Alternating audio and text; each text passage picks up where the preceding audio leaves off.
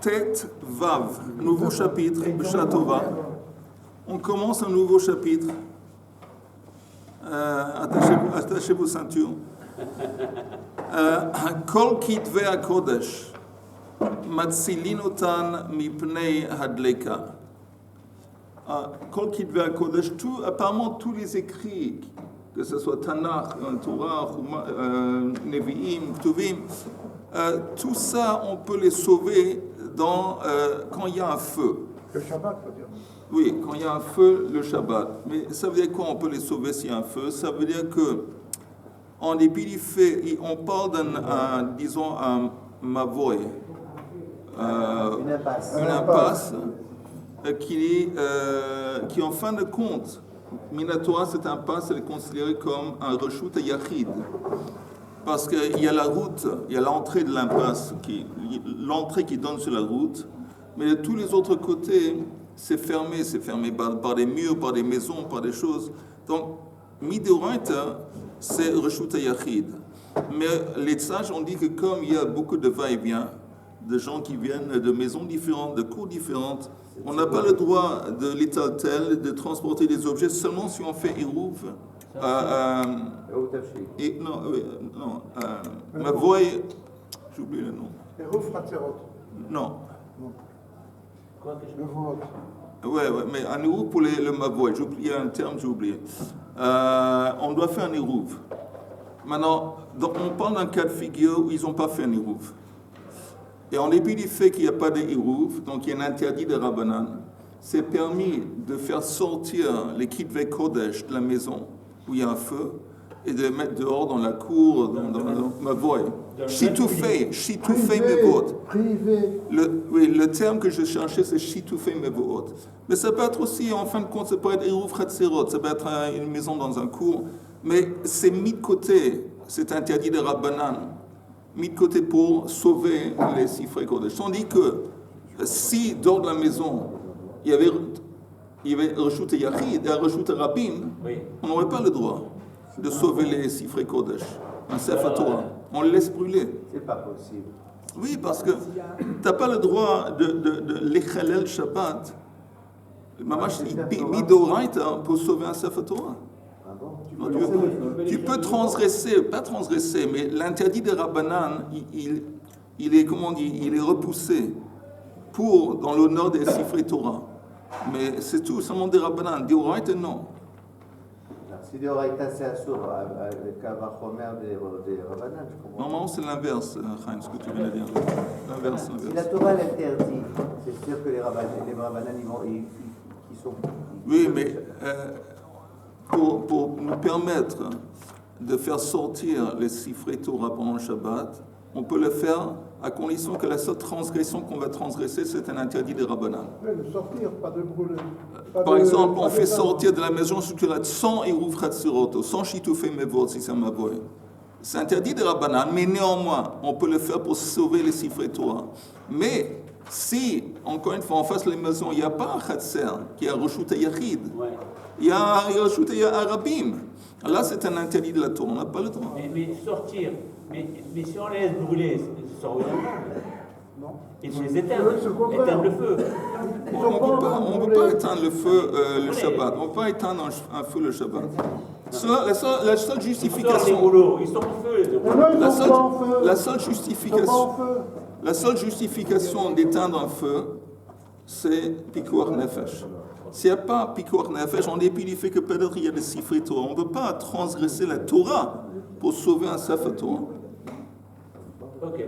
Alors, Ils ne sont pas en feu. Quand on dit les écrits saints, c'est quoi les écrits saints? Pardon? Les écrits saints, on va voir tout de suite. Alors, je prends la Mishnah. Kol Kitvei HaKodesh, Matzilin Otan Mipnei Adleka, Ben Shekorin Behen, Ben She'en Korin Behen. Que ce soit des textes qu'on lit le Shabbat ou des textes qu'on ne lit pas le Shabbat, on va voir.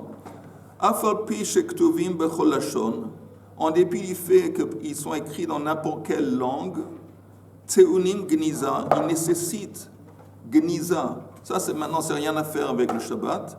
Il nécessite Gniza. ומפני מה אין קוראים בהם, מפני ביטול בית המדרש. Pourquoi on ne lit pas normalement le Shabbat? À cause que la Mishnah appelle bitul beit hamidrash. Alors on va voir le Rashi pour mieux comprendre. Le Rashi dit, regardez le Rashi, deuxième Rashi.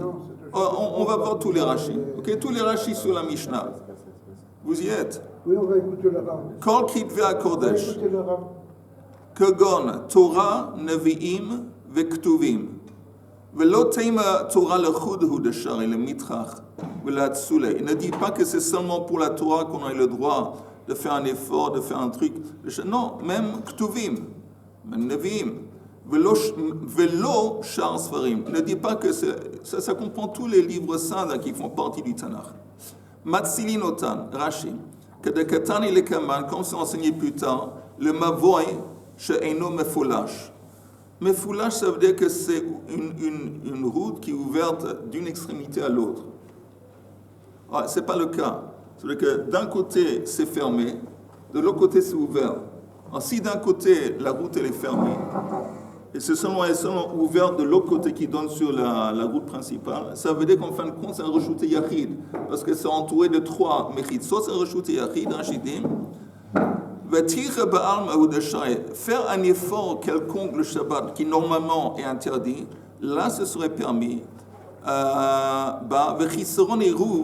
Et si le seul problème c'est qu'il n'y a pas de Hérouv, néanmoins ça c'est repoussé dans l'honneur des Sifrei Kodesh. Rashi, Ben shekorin behen, kegon nevi'im, shemaftirin behen b'Shabbat b'Beit HaKnesset. Un exemple de Sifrei Kodesh qu'on lit le Shabbat, c'est Nevi'im. Parce que les Haftarot, normalement, les Haftarot, c'est Nevi'im. On lit les Nevi'im après le Kriyat Torah. Ben she'einan korin behem, c'est quoi un exemple de Sifrei Kodesh qu'on ne lit pas le Shabbat? Que gon ktuvim. Ve Rabbeinu Alevi amar de afilu yechidim ein korin behen. Et Rashi cite un certain Rabbeinu Alevi qui dit que même des individus, il dit, mets de côté la lecture en public à Haftara, qu'on normalement ne fait pas d'Haftarot de Ktuvim. Mais même un individu, c'est déconseillé de lire Ktuvim. Pourquoi? Ta'amar mishum bitul beit hamidrash. À cause qu'on a peur que ça va engendrer un bitul de beit hamidrash. Pourquoi? Des mashrei liba. Parce que lire les Ktuvim, ça donne envie.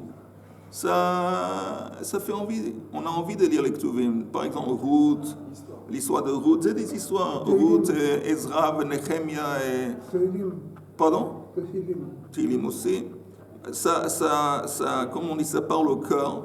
Ou Shabbat, hayu dorshin drasha le baalei batim, she'asukin b'melacha kol yamot achol. Et qu'est-ce qui était la coutume avant? Qu'ils avaient, pendant le Shabbat, des rabbanim qui enseignaient dans le Beit Midrash, à qui en particulier? Aux gens qui travaillaient pendant la semaine. Les gens qui n'avaient pas le temps d'étudier pendant la semaine. Alors le Shabbat justement, c'était entre autres consacré à l'étude, surtout pour les baalei batim. C'est un petit peu le contraire, les gens qui consacrent leur temps à l'étude de la Torah la semaine. Quand le Shabbat arrive, ils sont censés l'étudier un peu moins. Mais des gens qui travaillent pendant... Mais des gens qui travaillent pendant la semaine, ils n'ont presque pas le temps d'étudier. Alors là, le Shabbat est fait pour ça, entre autres pour étudier. Et quel genre d'études?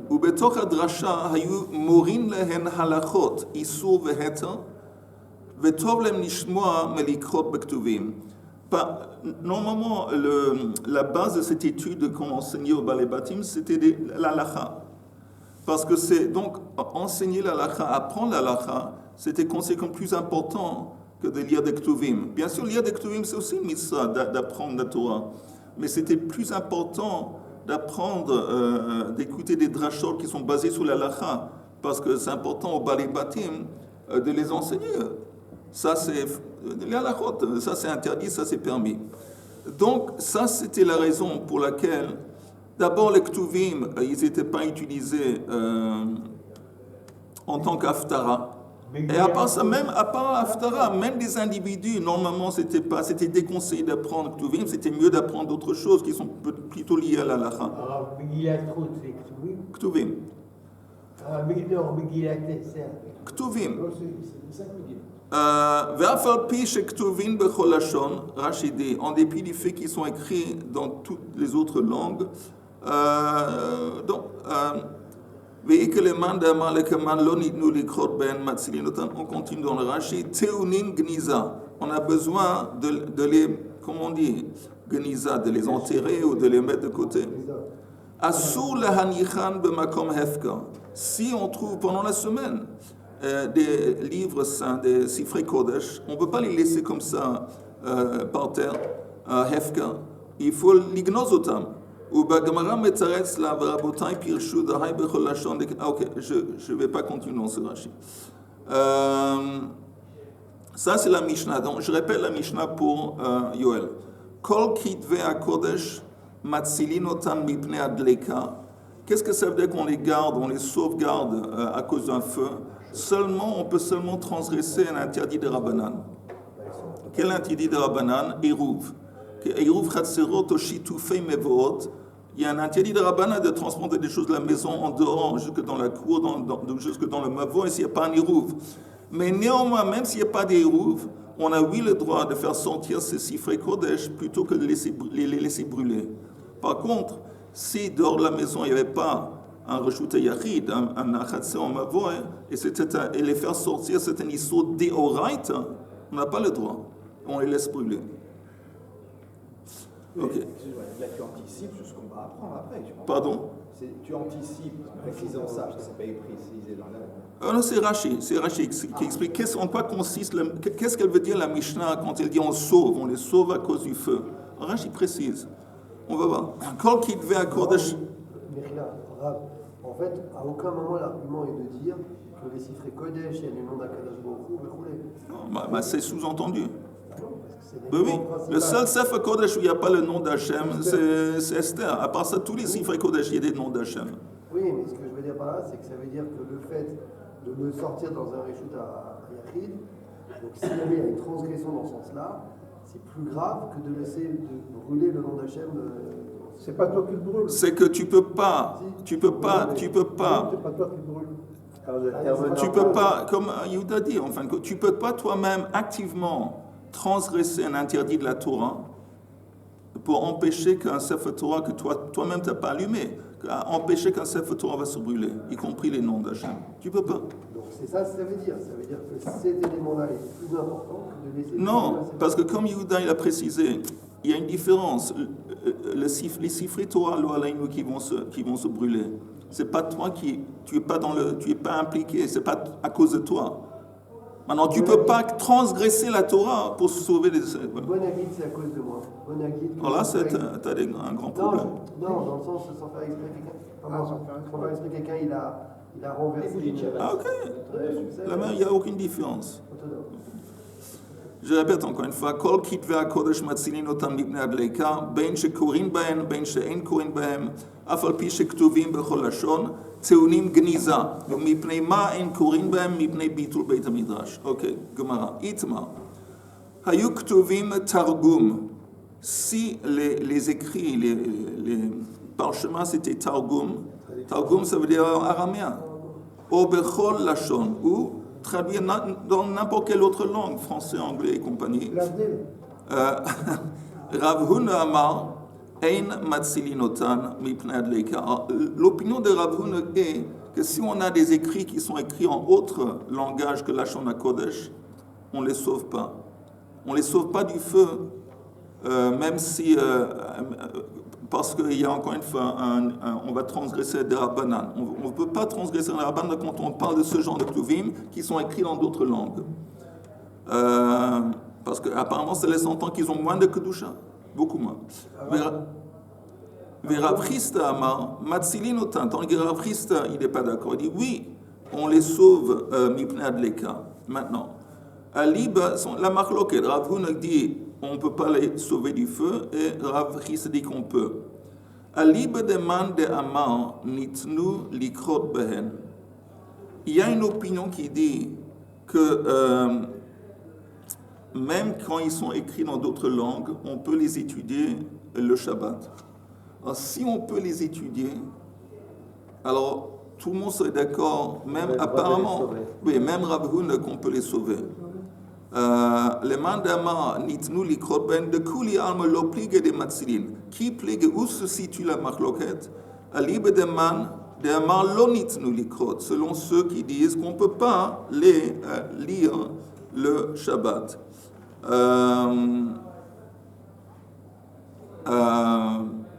Et, attends. Oui, vas-y. Les crottes le Shabbat, c'est pas les étudier. C'est lire la Torah dedans, lire la Haftarah dedans, dans une autre langue, non? Tous les Kitve Kodesh, sans faire des distinctions, si on parle apparemment de Torah, Ktuvim. Non, mais lire la Torah au Beth Knesset, dans un Sefer Torah écrit en chinois. C'est ça les crottes, non? Oui. C'est pas étudier. Non, se lire, ça peut être lire en public, ou ça peut, genre, je pense que ça peut être même, tu as le droit de les... Nous, on a dit que, quand on a dit dans la Mishnah qu'il y a des sifrim chez Ein Korin Bahen, Rashi a introduit cette idée que quand on dit Ein Korin Bahen, ça comprend même un individu qui étudie. Oui, mais ça veut dire que... Ça veut dire que quand ça, on ça peut... veut dire ça comprend tout. Ça, c'est de l'O-Likro-Bahem. L'Ikro-Bahem... Ça comprend tout. Non. Même en public. Seulement en public. L'Ikro-Bahem, il a dit c'est la Torah et la Haftarah. Oui, apparemment. Mais on va juste regarder, le Rashi, juste pour confirmer. Regardez le Rashi qui dit Libe demande man nitnu likrot ben. Mutar likrot bekitve hakodesh aktuvin bechol lashon b'masechet Megillah. Il y a une opinion qui dit qu'on a le droit de lire des Sifrei Kodesh qui sont écrits dans n'importe quelle, qui ont été traduits dans d'autres langues. Et la seule différence, quand on dit Ktuvim, Ein bein sfarim vetfilin vemizuzot, ela shasfarim nirtavim bechol lashon. Selon cette opinion, la grande différence entre mizuzot et tfilin d'un côté et sfarim de l'autre, que les sfarim, on pourrait les traduire et ils conservent une kedusha, tandis qu'on n'a pas le droit. On n'a pas le droit d'écrire des tfilin, des mezuzot dans d'autres langues. Ça, c'est une opinion. On peut se rendre quitte d'une lecture de Torah qui n'est pas en... On pourrait se rendre quitte d'une lecture de Torah, même si on est en train de lire une traduction de la Torah. Je ne dis pas que c'est la halakha, c'est une opinion, une marloquette.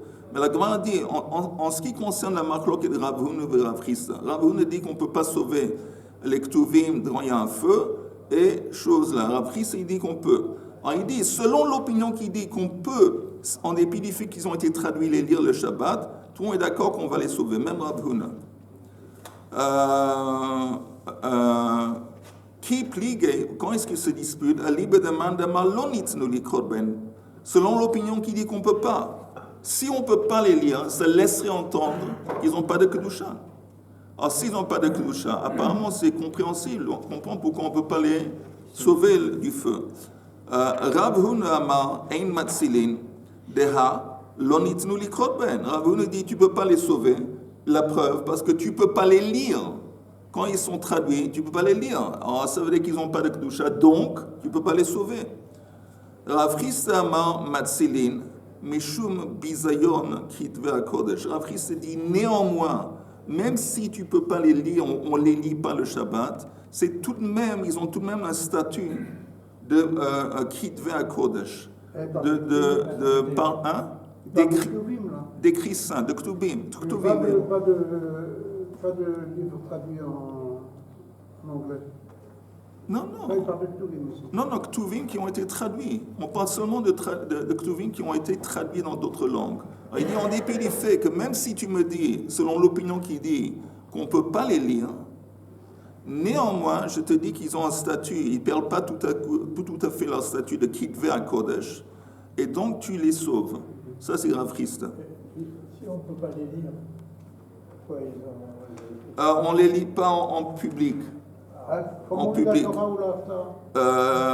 Mais néanmoins, ils ont, selon cette opinion, un Sefer Torah qui a été traduit en français, même si on ne le lit pas dans la Beit Knesset, il a un statut de Kitve HaKodesh, et donc oui, selon Rav Chris, on a le droit de les sauver. Tnan, il y a une Mishnah qui dit Kol Kitve HaKodesh matzilin otan mipnei adleika bein shekorin behen bein she'ein korin behen af al pi shektuvim bechol lashon.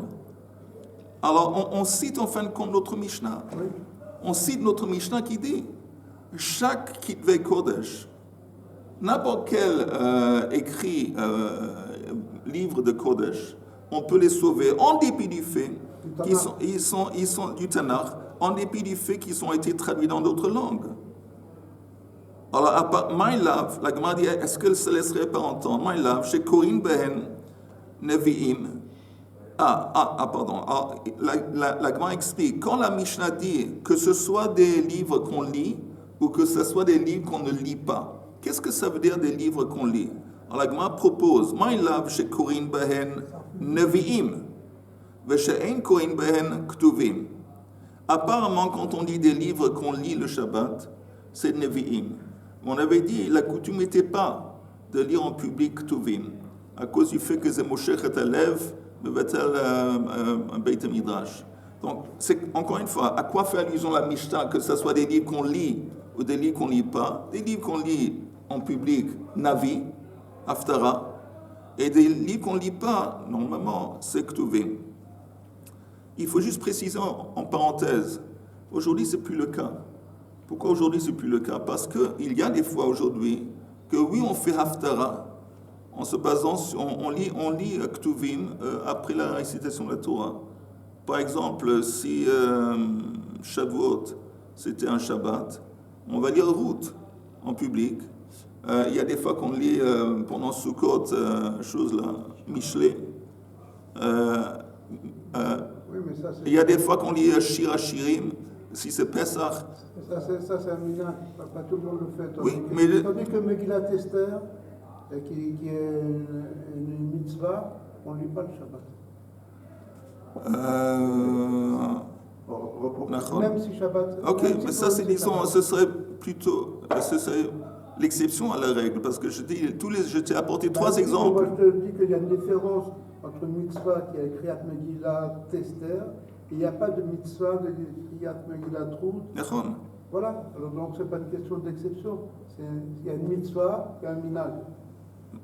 Mais ce qui est bizarre en ce que tu dis, c'est que Dafka, la lecture qui est considérée comme une mitzvah, donc la lecture de Megillat Esther, c'est interdit le Shabbat. C'est ce que je dis. Oui, donc on aurait pu penser le contraire. Et la coutume, justement, elle est permise.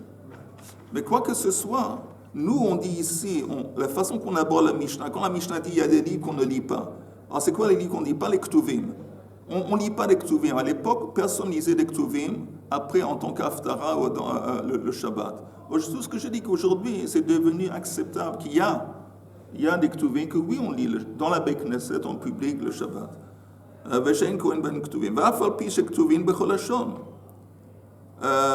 Et ça veut dire que quand la Mishnah continue, elle dit en dépit du fait qu'ils sont traduits dans n'importe quelle langue, et donc de l'onit nu likrot bahen, vekatani matzilin, tchoufte de Rav Huna. Vous comprenez, si vous lisez la Mishnah du début, on va redire la Mishnah ensemble. Kol kitve hakodesh matzilin otam adleika. Tous les livres du Tanakh, on peut les sauver du feu le Shabbat. Ben shekorin ben, ben she'en korin ben. Que ce soit des livres qu'on lit le Shabbat en public ou pas. C'est quoi des livres qu'on lit en public? Navi. Et qu'on ne lit pas, c'est Ktuvim. Afalpi. Et ces mêmes livres, même s'ils ont été traduits, on les sauve, apparemment. Même s'ils ont été traduits. Donc c'est contre Rav Huna, parce que Rav Huna, lui, il a dit auparavant que ces livres, du moment qu'ils sont traduits, et comme c'est des livres qu'on ne lit pas, les Ktuvim, on ne peut pas les sauver. Donc apparemment la Mishnah, elle contredit Rav Huna, et ça c'est grave, parce que Rav Huna c'est un Amora, et la Mishnah c'est Tanaïm. La Mishnah dit que même si les livres qu'on ne lit pas, on les sauve. Oui. Donc Et des livres il s'écrit même des livres qui ont été écrits dans n'importe quelle langue. Non. Oui. Afalpi shektuvim bechol lashon. Oui, bien. Alors là, comment il va se défendre? Amar lach Rav Huna v'tisbera. Est-ce que tu penses vraiment que c'est comme ça qu'il faut aborder la Mishnah? Eima Seifa, tu sais quoi? Alors, si c'est comme ça, continue à lire la Mishnah. Regarde la continuation de la Mishnah. Teunin Gniza. La Mishnah dit que ces livres, il faut les enterrer. Atsulei Matsalinen. Si déjà la Mishnah m'a enseigné que j'ai le droit de transgresser des interdits de Rabbanan pour les sauver du feu, Gniza mi baye. Est-ce que j'ai besoin d'apprendre que je dois les enterrer pour préserver leur honneur, pour les honorer sans plus? Si déjà j'ai le droit de transgresser un lave des Rabbanan pour les sauver du feu, à plus forte raison, c'est en plus, Rav Huna dit, c'est en plus de dire qu'ils ont besoin de Gniza. Je peux le déduire tout seul. Donc, elle a, Rav Huna Metzaretz le Tameh. Plutôt, Rav Huna explique la Mishnah d'une façon différente. Rav Chisda Metzaretz le Tameh. Et Rav Chisda aussi enseigne d'une façon différente. Rav Huna Metzaretz le Tameh. Rav Huna aborde la Mishnah selon son raisonnement. Ben Shekorin Bahem, on a dit, les livres qu'on lit, Nevi'im. Ou Ben She'en Korin Bahem, Ktuvim. Bamit Varim Amurim. De quoi on parle? Chez Ktuvin Bechol Lashon. Pardon. Pardon, exactement. B'mad Dvarim Amurim chez Ktuvin Belashon HaKodesh. Qu'est-ce qu'on parle? On parle de Lashon HaKodesh. Aval Bechol Lashon, Ein Matzilin. Mais si c'était écrit dans d'autres langues, on ne peut pas les sauver du feu. Et néanmoins, Ve'afilu Hachi Gniza Bao. Ça veut dire, si vous regardez la Mishnah, Rav Huna, il introduit une virgule. Il lit le début, Kol Kidve HaKodesh Matzilin Otam Ibnei Adleika, Ben Shekorin Behen ou Ben She'en Korin Behen. Et ça veut dire que, à condition, là, après En Korin Behen, il met une virgule. Ça veut dire que, Afalpi, c'est après. Ça veut dire que même si c'est écrit, à condition que c'est écrit en hébreu, maintenant, deuxième section, selon Rav Huna, mais même s'ils étaient traduits, Afalpi chez Ktuvim Bechol Lashon, Teunim Gniza. Le Afalpi chez Ktuvim Bechol Lashon, ça n'a rien à voir avec ce qui précédait de Matzilin Otam Min Ha'esh, les sauver du feu. C'est lié avec ce qui va se dérouler plus tard, qu'en dépit du fait qu'ils sont écrits dans n'importe quelle langue, néanmoins, ils ont besoin de Gniza, ils nécessitent Gniza. Ça, c'est la façon que Rav Huna aborde la Mishnah. Est-ce que c'est clair pour tout le monde? Richard, c'est clair? Non. Ok, très bien. Alors, je répète encore une petite fois que Rav Huna, il regarde le début de la Mishnah, qui dit Kol Kidve HaKodesh Matzilin Otan Mibnei Adleika. Tous les livres saints, on est censé les sauver du feu. Ben Shekorin Behen, Ben She'en Korin Behen. Que ça soit des Nevi'im, des Sifrei Nevi'im, ou des Sifrei Ktuvim. Bien sûr, à plus forte raison la Torah. Mais à condition qu'ils sont écrits en hébreu. Rav Huna. Mais après ça, il met une virgule. De sorte que la continuation de Mishnah, on passe à un autre sujet. Afalpi chez Ktuvim Bechol Lashon. Maintenant, en dépit du fait qu'on peut avoir des livres, Nevim Ktuvim, qui sont traduits dans d'autres langues, néanmoins, on ne peut pas les sauver du feu. Mais néanmoins, en dépit du fait qu'on ne les sauve pas du feu, ils nécessitent Gniza. Voilà, ça c'est Rav Huna, ça c'est comme ça il comprend. On retourne à la Gemara.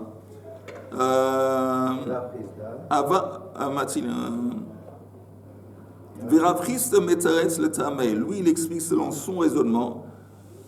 Ben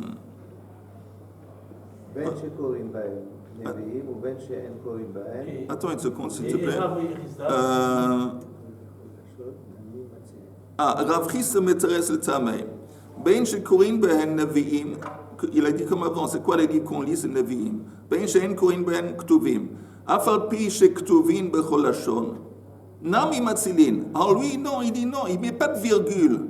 Il dit que même que ça soit des Ktuvim ou Nevi'im, des livres qu'on lit ou des livres qu'on ne lit pas, et même s'ils ont été traduits dans d'autres langues, Matzilin Otan, ça se rapporte au début de la Mishnah.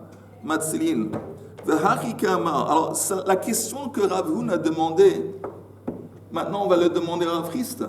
Si c'est comme toi, tu abordes la Mishnah, et la Mishnah nous enseigne que des livres, même s'ils ont été traduits dans d'autres langues, on est obligé de les sauver. Alors, quel est le chidouche de continuer à me dire qu'il faut les faire gniza? C'est une évidence. Vous avez compris la question? Là, parce que je peux dire, parce qu'ils ne sont pas écrits dans la Shona Kodesh, alors peut-être qu'il y a pas.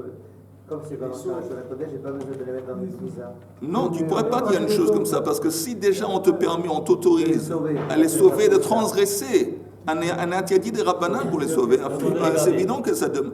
Alors comment Rav Chisda, maintenant la question elle va s'adresser à Rav Chisda, et lui il explique qu'est-ce que ça veut dire quand on dit qu'on fait Gniza. V'harikama v'mekek shelehen teunin Gniza. C'est quoi mekek? Regardez le Rashi. Le Rashi qui dit mekek shelahem, c'est la troisième grande ligne du Rashi en bas, à partir de haut. Im balou, si ce sont... Qu'est-ce qui se passe quand un livre il devient très vieux? Il se décompose. Quand un livre se décompose, il devient des... Comment on appelle ça? Un livre qui est très vieux, qui se défrite et qui se décompose. Hein? En poussière. Ok, mais il y a des comme... Afamekek, rakvonit, shel achilat tolaim, teunin gniza. C'est-à-dire que même les pages qui ont été mangées par des vers, donc c'est tout effrité. Même ça, même dans cet état-là, le livre, il faut faire Gniza. C'est comme ça que Rav Chisda, il comprend l'obligation de Gniza. C'est même sur des livres qui ont été très très vieux, effrités, abîmés, mangés par des alors, ils nécessitent normalement Gniza.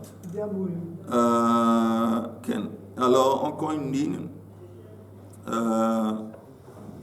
Meiteve, alors on apporte une kushia. Hayuk tovim targum, ubechol lashon matzilin otan, mipnad leka. Tufta de Rav Huna. On apporte une braïta. Et une braïta là qui dit, Rav Huna, il peut pas jouer, pas jouer, mais ça ne va pas l'aider avec ce qu'il a fait la Mishnah. Il y a une braïta qui dit explicitement que si vous avez des textes qui sont écrits dans d'autres langues, Targum ou d'autres langues, Matzilin otan mibnad leka, tshuvta de Rav Huna, amar la Rav Huna, haïtana, savar nitnu likrot ben. Il dit, quand on dit qu'on a le droit de les sauver, c'est selon l'opinion qui dit qu'on a le droit de les lire le Shabbat, même quand ils sont traduits dans d'autres langues. Il dit, là je suis d'accord, que quand on parle selon cette opinion, qu'on a le droit de lire ces livres dans la Beit Knesset le Shabbat, même dans la version qu'ils traduisent, je suis d'accord qu'ils ont une kedusha matzilin otan. Mais moi, quand j'ai dit ein matzilin otan, c'est selon l'opinion qui dit qu'on n'a pas le droit de les lire quand ils sont traduits. Et donc,